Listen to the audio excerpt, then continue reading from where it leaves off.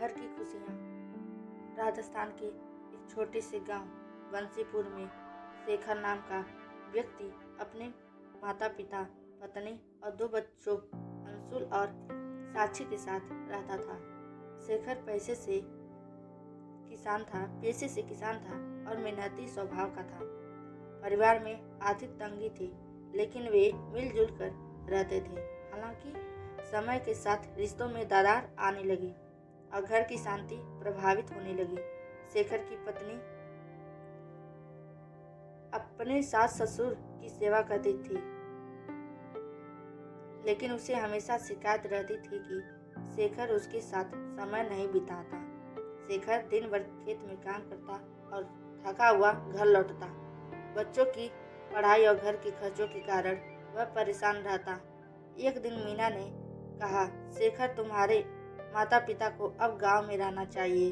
उनका ख्याल रखने का जिम्मा तुम पर नहीं होना चाहिए। हमें भी अपनी जिंदगी जीने का हक है। शेखर को यह बात चुभ गई।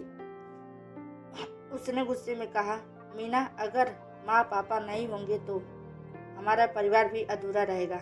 मीना चुप हो गई, लेकिन उसके मन में कड़वाहट बढ़ने लगी। मीना की व्यवहार में बदलाव आने लगा। वह सास ससुर का ठीक से ख्याल नहीं रखती, जिससे घर का माहौल बिगड़ गया। बच्चे भी इस तनाव से प्रभावित होने लगे। अंशुल ने एक दिन पूछा, पापा, क्या दादा दादी हमारे परिवार का हिस्सा नहीं है? शेखर इस सवाल का जवाब नहीं दे पाया। एक दिन गांव में एक कार्यक्रम हुआ, जहां बच्चों को परिवार की अहमियत के बारे में बताया गया। साक्षी ने घर आकर मीना से कहा, मम्मी, हमारी टीचर ने कहा दादा दादी हमारे परिवार का जड़ है। अगर हम जड़ें कमजोर होती तो पेड़ गिर जाएगा। मीना के मन को यह बात छू गई। उसने महसूस किया कि वह रिश्तों में संभालने में गलती कर रही है। मीना ने शेखर से कहा, मैंने बहुत सोचा, अब समझ गई कि माता पिता हमारी ताकत है। हमें उन्हें शान से लेकर चलाना चाहिए।